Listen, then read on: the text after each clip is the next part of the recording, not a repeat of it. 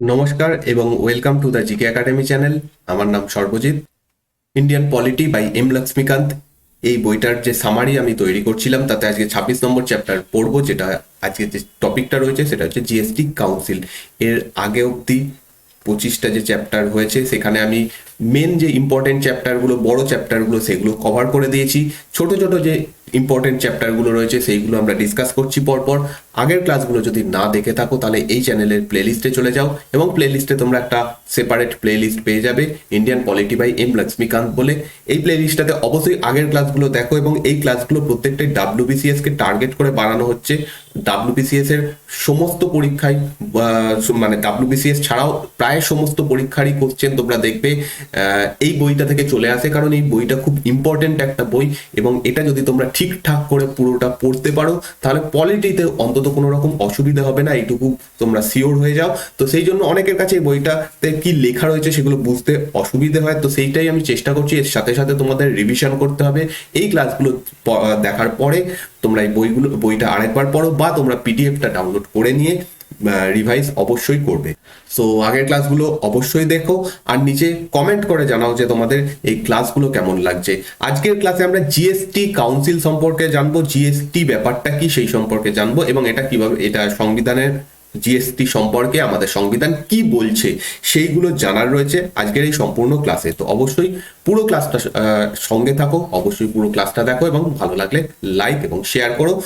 আগামী 1 তারিখ থেকে 1 মার্চ থেকে আমি আনএকাডেমিতে ফ্রি লাইভ ক্লাস নিচ্ছি। সেই ক্লাসগুলো দেখার জন্য এখনই আমাকে ফলো করে নিতে পারো এবং কোড যদি তোমরা ফার্স্ট টাইম অ্যাকাউন্ট খোলো, কোড চাওয়া হবে GK10, এই কোডটা ইউজ করলে তোমরা ফ্রি ক্লাসগুলো দেখতে পাবে। এই প্রত্যেকটা ক্লাস ফ্রি ক্লাস হবে এবং ক্লাস টাইমিং আমি কিছুদিনের মধ্যেই আপডেট করে দেবো, তোমাদের জানিয়ে দেবো। ক্লাসগুলো তোমরা এখানে করতে পারবে ফ্রিতে।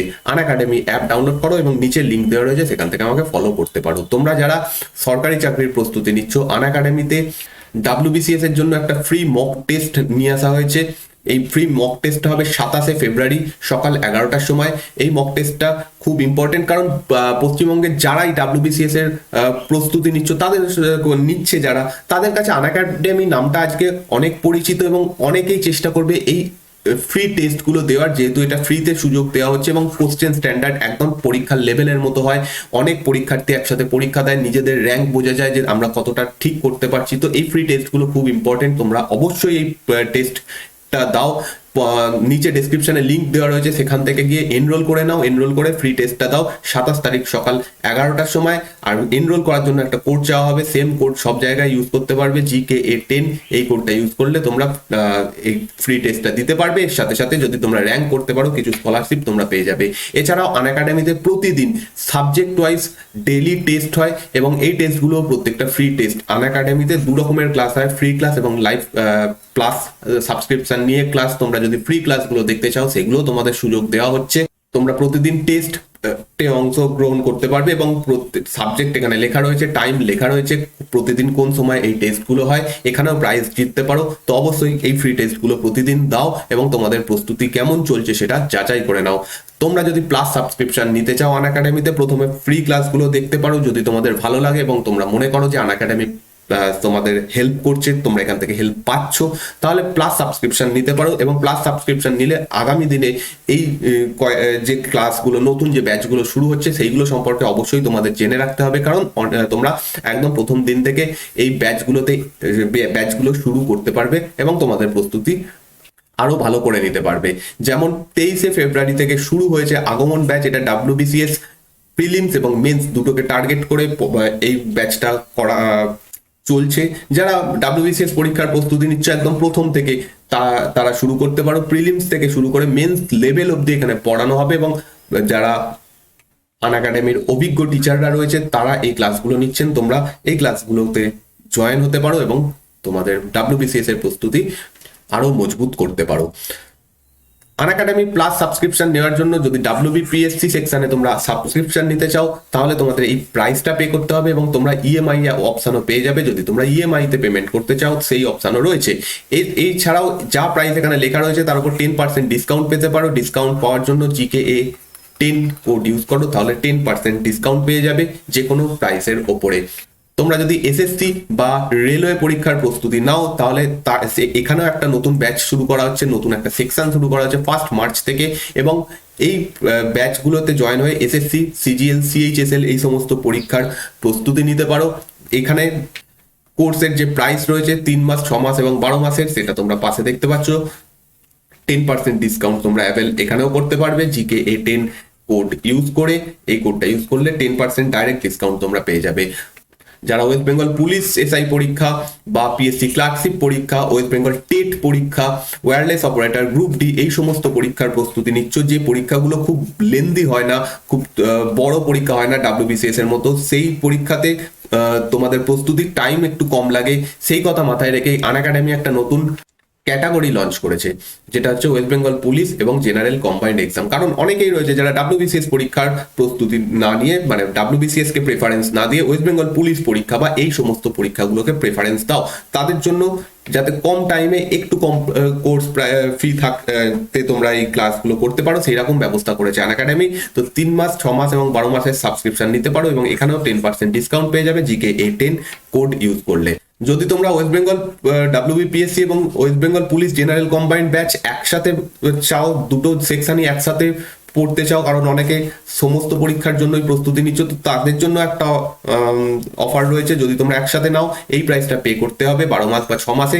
এখানেও 10% ডিসকাউন্ট তোমরা পাবে GKA10 কোড ইউজ করে। ফ্রি ক্লাস এবং পেড ক্লাস দু রকমের ক্লাস হয় আনএকাডেমিতে। ফ্রি ক্লাসের যে সুবিধাগুলো পাবে না তার সমস্ত সুবিধা প্লাস সেকশনে পাবে। ফ্রিতে যে ক্লাসগুলো রয়েছে সেগুলো দেখে তোমরা আগে কোয়ালিটি বুঝে নিতে পারবে যে এখানের থেকে তোমরা সত্যিই হেল্প পাবে কিনা। তারপর যদি তোমরা মনে করো তাহলে তোমরা প্লাস সাবস্ক্রিপশন নেবে, এবং প্লাস সাবস্ক্রিপশনে এই সমস্ত সুবিধাগুলো পাবে যেগুলো তোমরা সামনে দেখতে পাচ্ছ। তোমাদের ফেভারিট যারা এডুকেটার রয়েছে তাদের কাছ থেকেই তোমরা শুধুমাত্র পড়তে পারো, তোমাদের নিজেদের টিচারদের নিজেরা তোমরা চুজ করতে পারবে। সম্পূর্ণ পরীক্ষার প্রস্তুতি তোমরা পেয়ে যাবে। ডাউট ক্লিয়ারিং ক্লাস রয়েছে, যাতে তোমাদের কোনো ডাউট থাকলে তোমরা যে কোনো সময় তোমাদের যারা ফেভারিট টিচার তাদের কাছ থেকে জানতে পারবে। সম্পূর্ণ সিলেবাস কভারেজ করা হবে, প্রচুর মক টেস্ট, প্রচুর টেস্ট সিরিজ, সাপ্তাহিক মক টেস্ট এইগুলো দিতে পারবে। এবং এইটা খুব বড় একটা ব্যাপার, কারণ টেস্ট দেওয়া খুব ইম্পর্টেন্ট। তোমরা টেস্ট দেওয়ার জন্য হয়তো অনেক বই কেনো, টেস্ট সিরিজ কেনো, সেটা এক জায়গাতেই পেয়ে যাচ্ছ, প্লাস তার সঙ্গে প্রিপারেশন পেয়ে যাচ্ছ। তো প্লাস সাবস্ক্রিপশনের এইগুলোই হাইলাইটেড ফিচার। এবং তোমরা যে যা পরীক্ষার জন্য প্রস্তুতি নিচ্ছ সেই জন্য, তো সেই সমস্ত পরীক্ষার জন্য আনএকাডেমিতে কোর্স রয়েছে। তো যদি মনে করো GKA10 কোড ইউজ করে 10% ডিসকাউন্ট দিয়ে আনএকাডেমি প্লাস সাবস্ক্রিপশন নিতে পারো। তো চলো এবার আমরা শুরু করব। আমাদের আজকের যে টপিক রয়েছে সেটা হচ্ছে GST council. First of all GST ব্যাপারটা কি, ফুল ফর্ম কি সকলেরই জানা আছে। সেটা হচ্ছে goods and service tax, goods and service tax GST.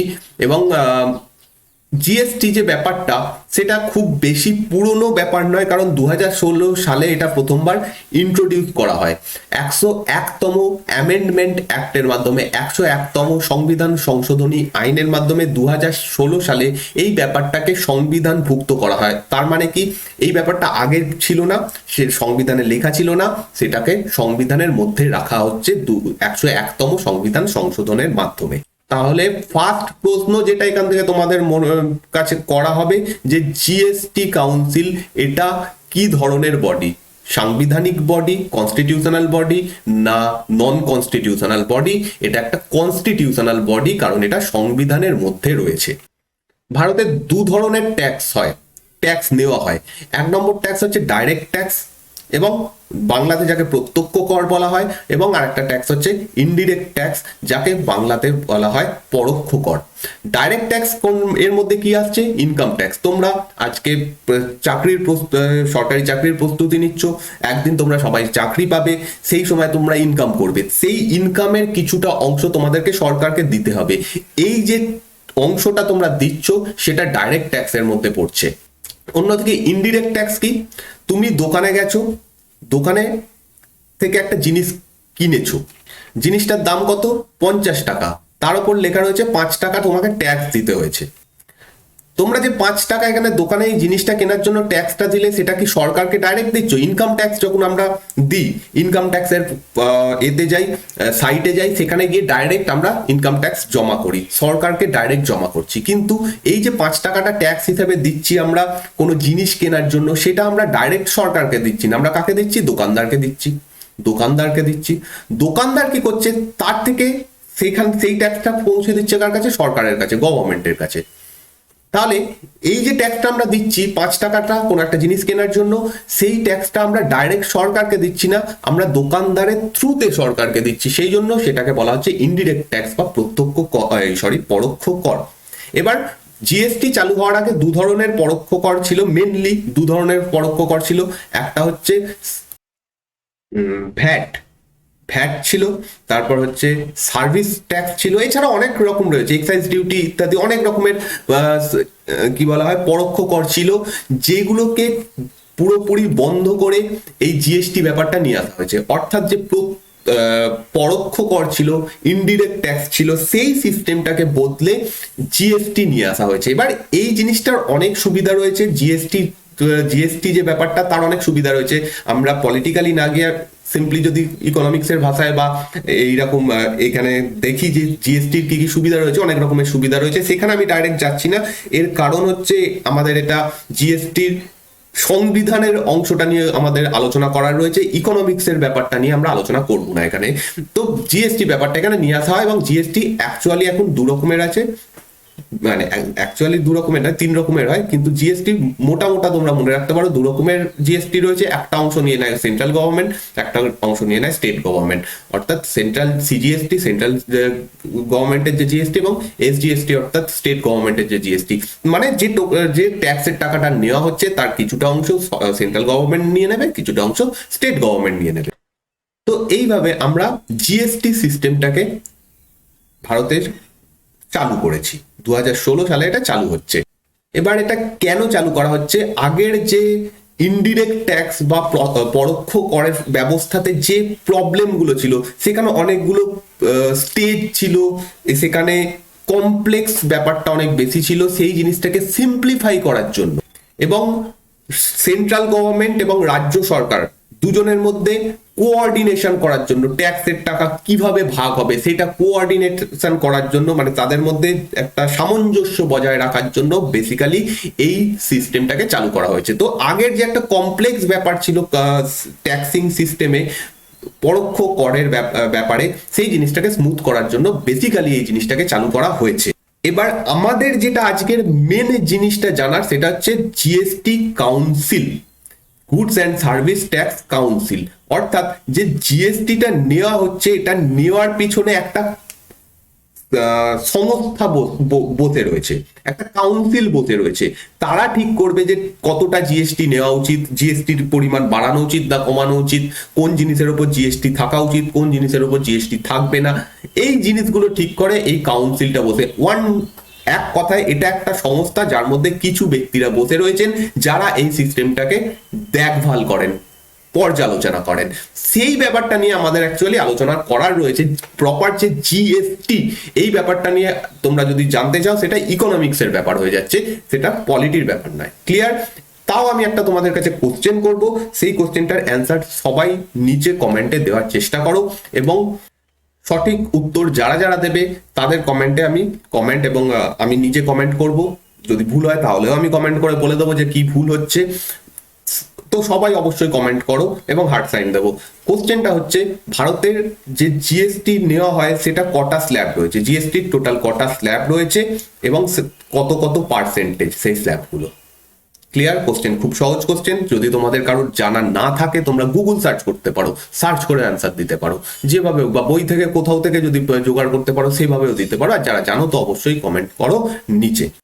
চলো আমরা এবার এগিয়ে যাই। নেক্সট কি বলা হচ্ছে, কিভাবে এই সংবিধানভুক্ত তো হলো, আমরা বুঝতে পারলাম এই জিনিসটা আগে ছিল না ভারতের সংবিধানের মধ্যে, সংবিধানভুক্ত করা হলো। এবার সংবিধানভুক্ত করা হলো মানে নিশ্চয়ই নতুন একটা আর্টিকেল তৈরি হবে।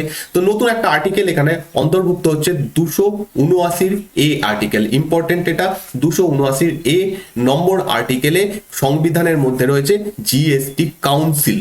জিএসটি নয় কিন্তু, এখানে কি রয়েছে, এখানে রয়েছে জিএসটির যে কাউন্সিলটা, সেই কাউন্সিলটার কথা বলা রয়েছে। সেই কাউন্সিলটা কতজনকে নিয়ে তৈরি হবে, তার চেয়ারম্যান কে হবে, তাতে কারা কারা এসে বসবে, তাদের কি কি পাওয়ার রয়েছে, বা তারা কি কি কাজ করবে, জিএসটির নিয়ে তারা কি কি পর্যালোচনা করবে, সেই জিনিসগুলো লেখা রয়েছে 279 এ আর্টিকেলে।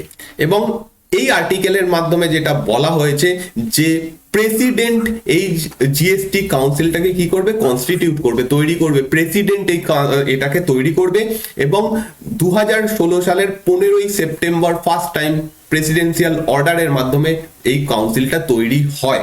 এবার এই কাউন্সিলটা নিশ্চয়ই যখন মিটিং করবে, বসবে একসাথে, কোথাও একটা গিয়ে বসবে, সেই জায়গাটা অবস্থিত কোথায়, নিউ দিল্লিতে। সেক্রেটারিয়েট যে ভবন সেটা অবস্থিত দিল্লিতে, নিউ দিল্লিতে। এবং ইউনিয়ন রেভিনিউ সেক্রেটারি যিনি রয়েছেন এখন, তিনি হচ্ছেন এর এক্স অফিসিও সেক্রেটারি এই কাউন্সিলের। ওকে, এবার সেই ব্যক্তিটা কে, বর্তমানে ইউনিয়ন রেভিনিউ সেক্রেটারি কে রয়েছেন, তার নাম হচ্ছে তরুণ বাজাজ। আমি যখন এই ক্লাস রেকর্ড করছি 2022 ফেব্রুয়ারিতে, এখন যিনি রয়েছেন তার নাম হচ্ছে তরুণ বাজাজ। ভিশন এবং মিশন কি এই কাউন্সিলটা, সিম্পলি প্রথমে আলোচনা করে নিয়েছি যে স্মুথ যে সিস্টেমটা সেটাকে স্মুথ করা, এটা মেন উদ্দেশ্য, আর সেরকম কিছু ব্যাপার না এটার থেকে জানার মতো। নেক্সট হচ্ছে কম্পোজিশন। এই জায়গাটা ইম্পর্টেন্ট যে কতজন বা কে কে এই কাউন্সিলটার মধ্যে থাকছে। এই কাউন্সিলটাতে যেমন কিছু ব্যক্তি আসছেন সেন্টার থেকে, অর্থাৎ সেন্ট্রাল গভর্নমেন্ট থেকে, কিছু ব্যক্তি আসছেন স্টেট গভর্নমেন্ট থেকে। প্রথম যিনি ব্যক্তি আসছেন তার নাম হচ্ছে চেয়ারম্যান। একটা কাউন্সিল যখন রয়েছে তার একজন চেয়ারম্যান থাকবে, সেই কাউন্সিলটাকে লিড করার জন্য, নেতৃত্ব দেওয়ার জন্য। সেই চেয়ারপারসনের নাম তিনি কে, তিনি হচ্ছেন সেন্ট্রাল গভর্নমেন্টের, ইউনিয়ন গভর্নমেন্টের ফিনান্স মিনিস্টার। যখনই যিনি ফিনান্স মিনিস্টার, অর্থমন্ত্রী থাকবেন, তিনি অটোমেটিক্যালি জিএসটি কাউন্সিলের চেয়ারম্যান হয়ে যাবেন। এখন যিনি ফিনান্স মিনিস্টার অর্থাৎ নির্মলা সীতারামন, তিনি হচ্ছেন বর্তমানে জিএসটি কাউন্সিলের চেয়ারপারসন। যখনই যদি কোনো সময় নির্মলা সীতারামন চেঞ্জ হয়ে যান, সঙ্গে সঙ্গে এই যে পদটা, চেয়ারপারসনের যে পদটা জিএসটি কাউন্সিলে, সেটাও চেঞ্জ হয়ে যাবে। নেক্সট যিনি আসছেন, the union minister of state in charge of revenue or finance. Revenue এবং ফিনান্স ব্যাপারে স্টেট ইনচার্জ যিনি মিনিস্টার রয়েছেন সেন্ট্রাল গভর্নমেন্টের, তিনি হচ্ছেন সেকেন্ড পার্সন যিনি এই কাউন্সিলটার মধ্যে থাকবেন। এবং এই পদটাতে এখন যিনি রয়েছেন তার নাম হচ্ছে অনুরাগ ঠাকুর। ঠিক আছে, নামগুলো ইম্পর্টেন্ট, কারণ আমি এখানে আলাদা করে নামগুলো লিখছি না, তোমাদের মনে রাখতে হবে। যদি কোনো সময় চেঞ্জ হয়ে যায়, যদি তোমরা পরে কেউ এই ভিডিওটা দেখো, তখন তোমাদের আপডেটেড হতে হবে। তো অনুরাগ ঠাকুর এখন রয়েছেন এই পদে। নেক্সট হচ্ছে the minister in charge of finance or taxation of or any other minister nominated by each state government. Basically এখানে কি থাকে, এই দুজন থাকার পরে ভারতের যতগুলো রাজ্য রয়েছে, প্রত্যেকটা রাজ্যের অর্থমন্ত্রী, প্রত্যেকটা রাজ্যের অর্থমন্ত্রী এই কাউন্সিলটার মধ্যে থাকবে। যদি রাজ্য চায় যে আমরা অর্থমন্ত্রীকে পাঠাবো না, তার বদলে অন্য কোনো একজন মিনিস্টারকে পাঠাবো, সেটাও করতে পারে। তো বেসিক্যালি অর্থমন্ত্রীদেরই পাঠানো হবে, কারণ বুঝতেই পারছো এটা অর্থ বিষয়ক একটা কাজ, এখানে যাই হোক কথা হবে, অর্থ বিষয়ক কাজ হবে। তো অর্থমন্ত্রী যিনি হন, তিনি এই ব্যাপারে এক্সপিরিয়েন্সড হন, সেই জন্য তাকেই মনোনীত করা হয়। বা যদি কোনো সময় রাজ্য সরকার মনে করে, স্টেট গভর্নমেন্ট মনে করে অর্থমন্ত্রী বাদ দিয়ে অন্য কাউকে পাঠাবে, তাহলেও এটা হতে পারে। তবে অবশ্যই তিনি একজন মন্ত্রী হবেন। ঠিক আছে, যে কোনো কেউ হতে পারেন, কিন্তু তিনি একজন রাজ্যের মন্ত্রী হবেন। এরম নয় যে রাজ্যে একজন খুব বড় ইকোনমিস্ট রয়েছেন। ধরো ফর এক্সাম্পল, আমাদের রাজ্যে পশ্চিমবঙ্গের একজন খুব বড় ইকোনমিস্ট হচ্ছেন অমর্ত্য সেন। যদিও তিনি মানে বাইরে থাকেন, কিন্তু পশ্চিমবঙ্গের মানুষ তো। মমতা ব্যানার্জি ঠিক করলেন কি, আমাদের মুখ্যমন্ত্রী ঠিক করলেন যে অমর্ত্য সেনকে আমরা আমাদের রাজ্য থেকে জিএসটি কাউন্সিলে পাঠাবো। ঠিক আছে, এটা কোনোদিন সম্ভব হবে না, কারণ অমর্ত্য সেন কোনো মন্ত্রী নয়। সেই জায়গায় যদি রাজ্যের যে মন্ত্রী পরিষদ রয়েছে, সেখান থেকে অন্য কোনো মন্ত্রী, গৃহমন্ত্রী হোক বা যে কোনো মন্ত্রী, পরিবহন মন্ত্রী হোক, যাকে খুশি পাঠানো যাবে, তাকে অবশ্যই একজন মন্ত্রী হতে হবে। ক্লিয়ার এই অবধি? তো এরা থাকছেন আমাদের জিএসটি কাউন্সিলে। এবার আমি তোমাদেরকে নিয়ে যাব আমার গুগল ক্রোমে, কারণ এখানে যে এখন যারা রয়েছেন মন্ত্রী, মেম্বাররা রয়েছেন, তাদের সম্পর্কে বলা রয়েছে, তারা কারা কারা তোমরা এখানে দেখতে পাবে। চাইলে তোমরা সার্চ করে নিতে পারো, সার্চ করেও দেখে নেবে। যেমন দেখো, শ্রীমতী নির্মলা সীতারামন, ইনি রয়েছেন চেয়ারম্যান, কারণ গভর্নমেন্ট অফ ইন্ডিয়ার তিনি এখন অর্থমন্ত্রী। শ্রী অনুরাগ সিং ঠাকুর, তারপর হচ্ছে প্রত্যেকটা রাজ্যের দেখো কোনো না কোনো একজন ফিনান্স মানে কোনো না কোনো একজন মন্ত্রী থাকবেন। যেমন শ্রী বুগ্গানা রাজা রাজেন্দ্র নাথ, ইনি যেমন অন্ধ্রপ্রদেশের ফিনান্স মিনিস্টার, সেই জন্য তিনি রয়েছেন। শ্রী চাওনা মেন, ইনি রয়েছেন ফিনান্স মিনিস্টার অফ কোথাকার, অরুণাচল প্রদেশের। তো তোমরা এখানে দেখে নিতে পারো, নামগুলো ইম্পর্টেন্ট নয়। ফার্স্ট অফ অল রাজ্যের কারা রয়েছেন তারা ইম্পর্টেন্ট নয়, এই দুজনের নাম, প্রথম দুজনের নাম ইম্পর্টেন্ট। আর যেহেতু তোমরা পশ্চিমবঙ্গের পরীক্ষা দিতে যাচ্ছ, সেই জন্য পশ্চিমবঙ্গের থেকে যিনি আছেন তার নামটা ইম্পর্টেন্ট। যেমন একটু আগে বলছিলাম যে অর্থমন্ত্রী ছাড়াও অন্য কাউকে পাঠানো যেতেই পারে, সেটা রাজ্য মনে করবে। দেখো এখানে একটা নাম দেখতে পাচ্ছ, শ্রী বিক্রম সিং, ইনি হিমাচল প্রদেশের মিনিস্ট্রি অফ ইন্ডাস্ট্রিজ, ইনি কিন্তু অর্থমন্ত্রী নন, কিন্তু একজন মন্ত্রী তো রাজ্যের, তাই জন্য তাকে হিমাচল প্রদেশ সরকার মনে করেছে এনাকে পাঠাবে, তো সেই জন্য পাঠানো হয়েছে শ্রী বিক্রম সিং।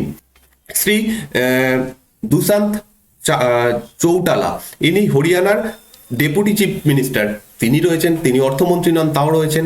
ঠিক আছে, এখানে দেখতে পাচ্ছ পশ্চিমবঙ্গের কে রয়েছেন জিএসটি কাউন্সিলে, তিনি হচ্ছেন আমাদের রাজ্যের যিনি finance minister doctor Amit Mitra, তিনি রয়েছেন পশ্চিমবঙ্গের ফিনান্স মিনিস্টার হিসেবে এতে। আরেকটা জিনিস দেখতে পাচ্ছ, এখানে টোটাল 33টা নাম রয়েছে, 33টা নাম, অর্থাৎ এখানে 33 জন রয়েছেন। এই যে বোর্ডটা, তাতে 33 জন রয়েছেন। ওকে, 33 জন রয়েছেন, তার মধ্যে তো দুজন হয়ে যাচ্ছেন এরা, চেয়ারম্যান আর রেভিনিউ আর ফিনান্স যিনি স্টেট ইনচার্জ, দুজন হয়ে গেলেন। পড়ে থাকছে 31 জন, 31 জনের মধ্যে 28টা হচ্ছে ভারতের রাজ্য রয়েছে। ঠিক আছে, 28 আর যে বাকি 3 জন থাকছেন সেটা ভারতের 3টে ইউনিয়ন টেরিটরি থেকে 3 জন আসছেন। একটা ইউনিয়ন টেরিটরি হচ্ছে দিল্লি, সেকেন্ড হচ্ছে পন্ডিচেরি মানে পুডুচেরি, এই দুটো তো অবশ্যই থাকবে, তোমরা জানোই এতদিন ধরে যখন সংবিধান পড়ছো। এই দুটো ইউনিয়ন টেরিটরির নিজস্ব রয়েছে, কি বলা হয়, রাজ্যের মানে আইনসভা রয়েছে, তো এরা দুজন তো থাকবেই। আর একটা ইউনিয়ন টেরিটরি, সেটা হচ্ছে জম্মু অ্যান্ড কাশ্মীর, JNK, এই 3টে ইউনিয়ন টেরিটরি থেকে 3 জন থাকবেন, টোটাল 33 জন এখানে রয়েছেন। ক্লিয়ার এইভাবে? এবার হচ্ছে প্রত্যেকের নাম জানার দরকার নেই, শুধু অমিত মিত্র নামটা মনে রাখবে, তাহলেই হবে। বাকিগুলো ফর এক্সাম্পল আমি দেখালাম। ওকে, একজন থাকলেন চেয়ারপারসন, চেয়ারম্যান রয়েছেন প্রত্যেকটা কাউন্সিলে, একজন চেয়ারপারসন যখন থাকবে তার সঙ্গে একজন ভাইস চেয়ারম্যান তো অবশ্যই থাকবেন, এখানেও রয়েছে। এই যে স্টেটের যারা মন্ত্রীরা রয়েছে তাদের মধ্যে থেকে যে নিজেরা নিজেদের মধ্যে থেকে একজনকে ভাইস চেয়ারপারসন নিযুক্ত করে নেবে, এই কাউন্সিল নিজেদের মধ্যে থেকে। ওকে, মানে বাকি যারা থাকছে, চেয়ারম্যানকে ছেড়ে দিয়ে বাকি যারা থাকছে তাদের মধ্যে থেকে একজন হয়ে যাবেন ভাইস চেয়ারম্যান, সেটা তারা নিজেরা ঠিক করে নেবেন। এবার হচ্ছে ওয়ার্কিং, এই যে কাউন্সিলটা সেটা কিভাবে কাজ করে।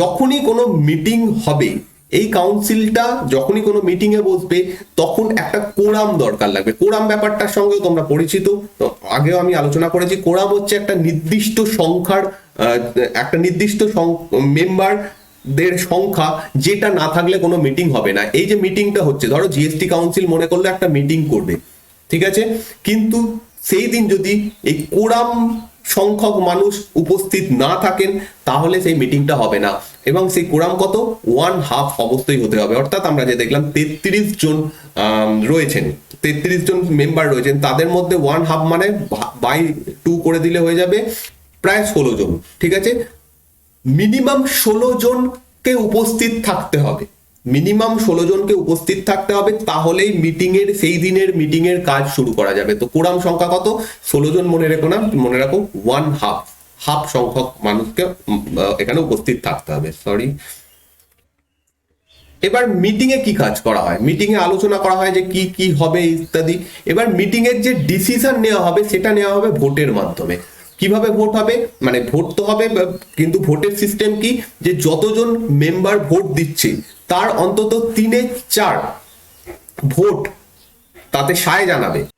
সরি, এখানে একটু ভুল বললাম, মিনিমাম 3/4 ভোট অবশ্যই পড়বে টোটাল মেম্বারদের, তাহলেই সেই ভোটটা ভ্যালিড বলে মানা হবে। 3/4 মানে টোটাল 33 জন মেম্বার, তার 3/4 মানে 4 8 32, প্রায় 8 3 8 24 জন, অন্তত 24 জন ভোট দিয়েছে, তাহলেই সেই ভোটটা ভ্যালিড বলে মানা হবে। এই দুটো সংখ্যা, মানে এই দুটো মনে রাখবে, 3/4 এবং 1/2 উপস্থিত থাকতে হবে 1/2 কে, হাফ সংখ্যক সদস্যদের, তাহলে একটা মিটিং শুরু করা যাবে। হাফ সংখ্যা মানে কত? মোটামুটি 16 জন। তার মানে এই নয় যে 16 জন থাকলেই ভোট নেওয়া যাবে। ভোটের জন্য মিনিমাম 24 জন দরকার, এবং 24 জন যে ভোট দিয়েছে দেখবে, তাহলেই সেটা সেই ভোটটা ভ্যালিড ভোট হিসাবে ঠিক হবে। এবার এই 24 জনের মধ্যে কতজন হ্যাঁ বলছে, কতজন না বলছে, সেই অনুযায়ী ভোটের ফল বেরোবে, কিন্তু ভোট দেওয়ার জন্য অন্তত 24 জনকে উপস্থিত থাকতে হবে। এবার এই ভোটের একটা ওয়েটেজ রয়েছে, অর্থাৎ সেন্ট্রাল গভর্নমেন্টের যে ভোট তার একটা ওয়েটেজ রয়েছে, আর রাজ্য সরকারগুলোর যে ভোট তার একটা ওয়েটেজ রয়েছে। সেন্ট্রাল গভর্নমেন্টের থেকে কজন রয়েছে? 2 জন রয়েছে, একজন হচ্ছেন চেয়ারম্যান আর একজন স্টেটের যে মন্ত্রী। তো সেন্ট্রাল গভর্নমেন্টের এই দুজনের ভোটের ওয়েটেজ হচ্ছে 1/3, টোটাল ভোটের 1/3 হচ্ছে এদের পাওয়ার বা ওয়েটেজ, এবং স্টেট গভর্নমেন্টের ভোটের হচ্ছে 2/3 পাওয়ার থাকবে, ওয়েটেজ থাকবে। এই দুটো ইম্পর্টেন্ট। ওকে, নেক্সট হচ্ছে ফাংশন। এবার এদের কাজ কি, এই কাউন্সিলটা কি কাজ করে? প্রথম কথা এটা মনে রাখবে, এরা রেকমেন্ডেশন করবে। দে আর ফর রেকমেন্ডেশন। রেকমেন্ডেশন করবে কাকে? সেন্ট্রাল গভর্নমেন্টকে এবং স্টেট গভর্নমেন্টকে।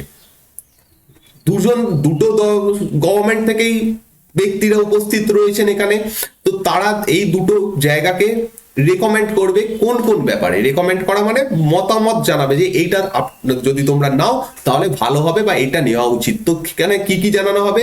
যে ট্যাক্স সংক্রান্ত, tax, cess, surcharge levied by the centre, the state and the local bodies that would get merged in GST. যে সমস্ত ট্যাক্স গুলো, যে সমস্ত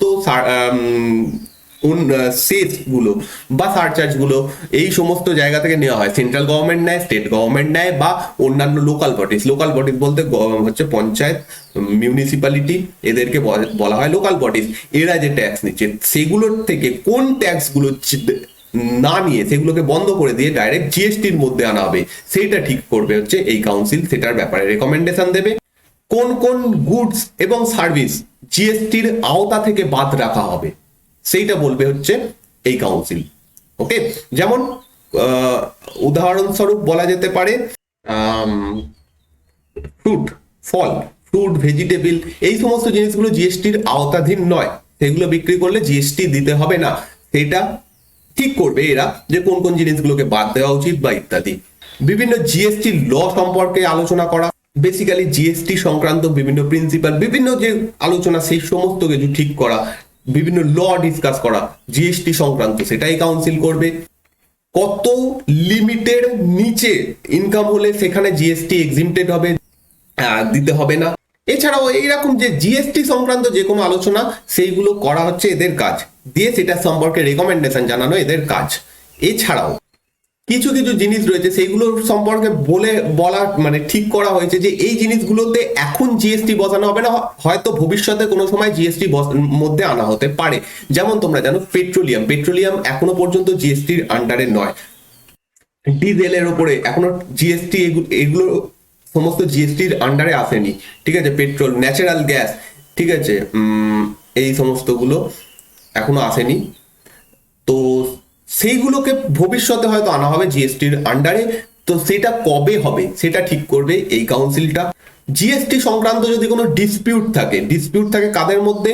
সেন্ট্রাল গভর্নমেন্ট এবং স্টেটের মধ্যে যদি কোনো ডিসপিউট থাকে, দুটো স্টেটের মধ্যে কোনো সময় যদি ডিসপিউট থাকে, সেন্ট্রাল গভর্নমেন্ট ভার্সেস দুই বা তার থেকে বেশি স্টেট একত্রে যদি তাদের মধ্যে কোনো প্রবলেম থাকে, ডিসপিউট থাকে, তো সেই সমস্ত ডিসপিউটগুলো সম্পর্কে পর্যালোচনা করা, সেইগুলো সম্পর্কে রেকমেন্ডেশন দেওয়াও এই কাউন্সিলটার কাজ। প্রথম 5 বছরে এটা বলা হয়েছে, মানে এখন হয়েছিল বলা উচিত, কারণ এটা অলরেডি হয়ে গেছে। প্রথম 5 বছরে বলা হয়েছিল যে যা লস স্টেটগুলোর হবে, রাজ্যগুলোর যে লস হবে, কারণ আগে যে ট্যাক্স নেওয়া হতো ইনডিরেক্ট ট্যাক্স, তার থেকে রাজ্যের ইনকাম ছিল। এখন ডাইরেক্ট যেহেতু জিএসটি কে নিচ্ছে, জিএসটি ডাইরেক্ট সেন্ট্রাল গভর্নমেন্ট নিচ্ছে, তো সেইটার কিছুটা অংশ রাজ্য পাবে। তো সেই জন্য এখানে বলা হচ্ছে যে রাজ্যগুলো যে লসটা করছে সেই লসটা ঠিক মানে পূরণ করার সম্পর্কে রেকমেন্ডেশন দেওয়াও এই কাউন্সিলের কাজ। আগে কি হতো, যখন ইনডিরেক্ট ট্যাক্স ছিল, ইনডিরেক্ট ট্যাক্স রাজ্য অনুযায়ী ভ্যারি করতো, কোনো রাজ্যের ইনডিরেক্ট ট্যাক্সে বিভিন্ন জিনিসে বিভিন্ন রকম হতো। তো সেটা এখন তো নেই, এখন রাজ্যগুলো নিজেদের মতো করে এক্সট্রা ট্যাক্স নিতে পারবে না, একটা সমান ট্যাক্স থাকবে পুরো দেশ জুড়ে, তার ফলে রাজ্যগুলোর ক্ষতি হচ্ছে, অনেক টাকা আগে যতটা ট্যাক্সের থেকে পাওয়া যেত সেটা পাচ্ছে না, তো সেইটাকে ভরপাই করার একটা কথা ছিল 5 বছর অবধি, তো সেইটা এটাও রেকমেন্ডেশন করা এই কাউন্সিলটার কাজ ছিল। তো এই ছিল আজকের টপিক। যদি তোমরা আমার সেকেন্ড চ্যানেল সাবস্ক্রাইব না করে থাকো প্লিজ সাবস্ক্রাইব করে নাও, নিচে ডেসক্রিপশনে লিঙ্ক দেওয়া, সরি হোম সেকশনে লিঙ্ক দেওয়া রয়েছে, ডেসক্রিপশনেও লিঙ্ক দেওয়া রয়েছে, সেখান থেকে সাবস্ক্রাইব করে নাও। এখানেও আমি খুব তাড়াতাড়ি জিওগ্রাফির উপর ক্লাস, মানে জিওগ্রাফি এনসিআরটি ক্লাস করাচ্ছি, এছাড়াও অন্যান্য জিওগ্রাফি যেমন প্রাকৃতিক ভূগোলের উপর ক্লাস আমি এখানে শুরু করতে চলেছি নেক্সট মান্থ থেকে। তো অবশ্যই এখানে সাবস্ক্রাইব করে নাও। ক্লাস 9-10 যে ইতিহাস এবং ভূগোলের সাবজেক্ট সিলেবাস রয়েছে সেটা আমি এখানে কভার করবো। যদি তোমাদের এই ক্লাসটা ভালো লাগে, আজকের ক্লাসটা, প্লিজ লাইক এবং শেয়ার করো, এবং যদি তোমরা নতুন হও চ্যানেলে প্লিজ সাবস্ক্রাইব করে পাশে দেওয়া বেল আইকনটা টিপে দাও। আর যদি তোমরা এই পিডিএফটা পেতে চাও টেলিগ্রাম চ্যানেলে জয়েন হয়ে যাও, টেলিগ্রাম চ্যানেলের লিঙ্ক নিচে ডিসক্রিপশনে দেওয়া রয়েছে। এছাড়াও যদি তোমাদের কিছু বলার থাকে তোমরা গ্রুপে মেসেজ করতে পারো, টেলিগ্রাম গ্রুপে, এবং ফেসবুকে যদি তোমাদের আইডি থাকে ফেসবুকে ফলো করতে পারো। প্রত্যেকটা লিঙ্ক নিচে ডিসক্রিপশনে দেওয়া রয়েছে। দেখা হচ্ছে নেক্সট দিনের ক্লাসে। Thank you for watching this class.